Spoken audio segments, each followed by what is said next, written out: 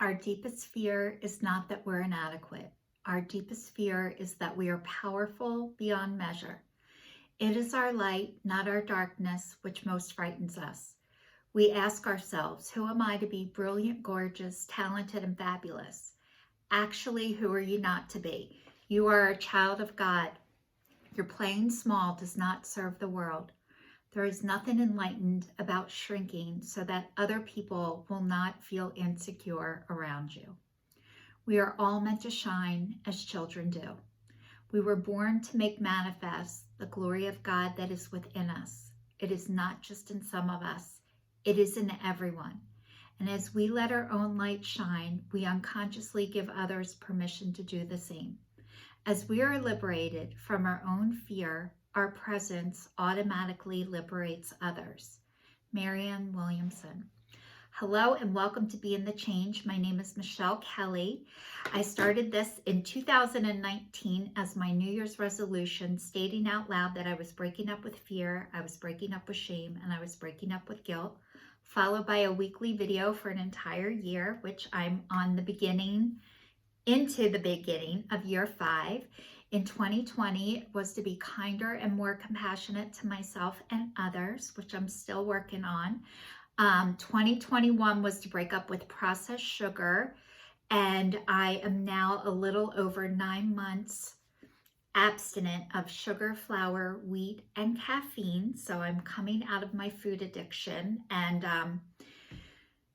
2022 was to attach an income to what it is that I do, which I'm still figuring out. And I told you guys I got an income tax return from TuneCore, which is where I have a song on iTunes and Spotify, Hey Cole Swindell, So With the Whiskey.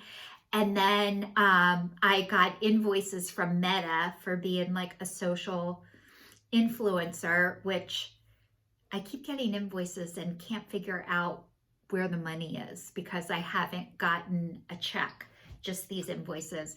And then this year is to not weigh myself every single day on the scale.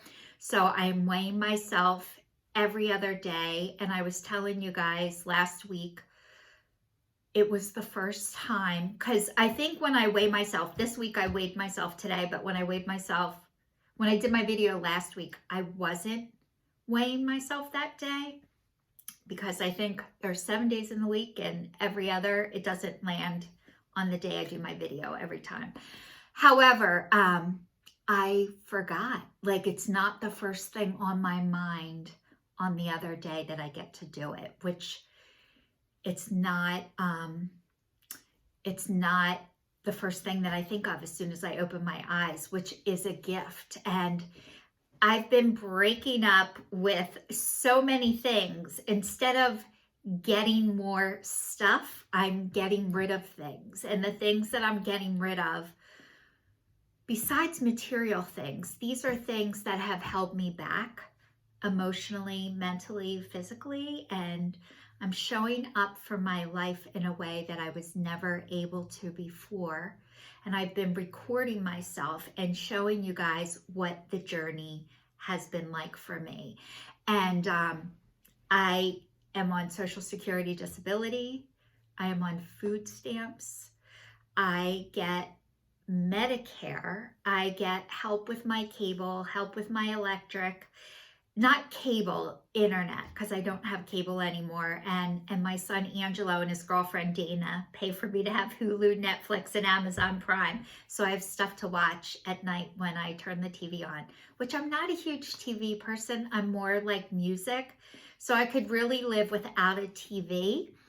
I watch a lot of stuff on YouTube, by the way. I do better by listening. That's how I learn better, is by listening and by hearing. So anyway, so that's just things I'm learning about myself as I'm breaking up with fear, shame, and guilt, as I'm breaking up with processed sugar. I keep getting to know myself on a different level, and I know myself, which is, it was easier. It felt easier to know things about other people than myself. And what I've done over my life is I'm getting to know myself a little bit every day. And how I've gotten to know myself better is by knowing what I don't like, what I don't want. And that's helping me find out what I do like and what I do want. And what I do want is internal peace and happiness. And I think most people want that too. And how I started was ass backwards, by the way. And now my ship has turned around. I'm going in the opposite direction, and I am doing things slower and gradually increasing instead of going in 100% and then hitting a brick wall and stopping. So you guys, I was talking last week about, I always wanted to know what was normal. Could somebody tell me what is normal? So I was telling you last week that I'm on my third antidepressant, and I think I've been on my antidepressants for about 8 months now, and I'm on my third one, and it's Effixor, and it's 75 milligrams, and I keep finding out, like, I couldn't tell if it's working. And today I felt like I woke up with my depression coming back again, and I can feel it in my eyes. Like my eyes just throb and they hurt.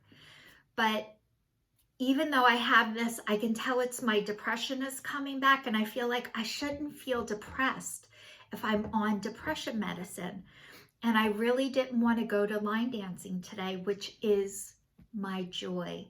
It's the one thing that I get to do that I love, and it makes me so happy, and I didn't want to go. And the one thing that got me there is next week my instructor is having something done with her neck, and she asked me and 2 other girls if we would be able to teach the class. She's going to play the music and we're going to teach the class. So I was meeting the girls after to get a plan in place of what we're going to do next Tuesday. So that got me there, and I was so glad that I got there for that. Like I had a reason to be there. And I think a lot of times if I don't have a reason to be somewhere, it's very easy not to go. So being accountable for me is huge, and having people that need me and want to be with me and need my help is a great way to get me somewhere. However, staying with people who aren't emotionally well isn't good for me either. And I keep finding that kind of stuff out. And it's funny because yesterday I got to spend time with somebody who, it was a great experience. I got to spend time with somebody, but they're in multiple addictions, which we're all addicts, whether people want to believe it or not. Every single one of us is an addict. And most people are in multiple addictions. And I used to perceive myself as a giver. Like I always give, and takers were attracted to me because all I could see was what I gave and what people took.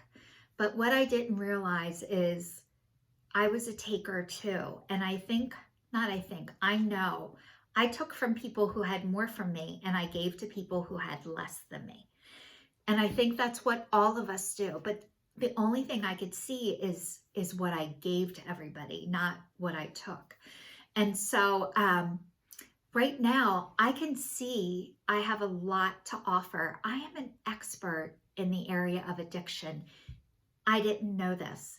When I first started doing my videos, I didn't know how to tag them on YouTube. I never did this before. I didn't know what to do. And my one friend said, Michelle, how long have you been sober for? And around that time, it was about 29 years. And I'm like, oh, almost 29 years. And she's like, you're an expert. And I'm like, I'm not an expert. She's like, what would you say if there was a lawyer who was, practicing law for 29 years? She goes, do you think he's an expert? And I'm like, well, geez, he better be. And I expect other people to be an expert, but I don't want to be qualified as one because fear of making a mistake, fear of messing up. I have to be perfect. But what makes me an expert in the area of addiction is I've been in recovery for over 33 years now. I have addressed my alcoholism and my drug addiction. I've quit smoking. I have quit codependency and workaholism, which is, all over the place. And most people don't even know what that is. And I'm now out of my food addiction. So I have addressed all of these areas of addiction in my own life. And that does make me an expert because I lived it. And I have studied it, but I haven't studied it in the way that most people have, as far as like going to school and getting a degree.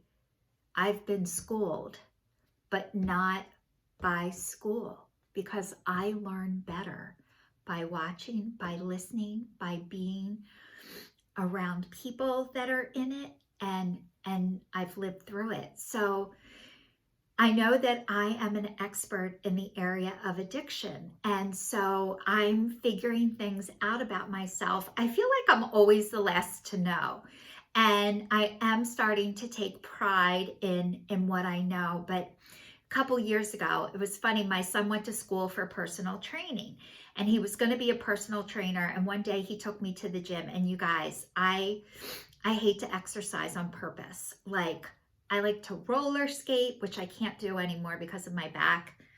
And hopefully if I get back surgery, I'll be able to roller skate. That's my dream. And I love to line dance, but I don't like to sweat on purpose. And he was in school for his personal training, and he took me to the gym, and he said to me, "You are the most unmotivated person I have ever met in my entire life." And I was like, oh my God. But I don't love the gym. And but what I did is I sucked the life out of him. And he decided he wanted to only train people who wanted to be trained, who were athletes. He wants to train athletes. He wants to train people who want to be there. And that's what I'm figuring out about myself too, is I need to be around people who are recovering from addiction. I don't want to try and get people who don't know they have an addiction to see that they have an addiction.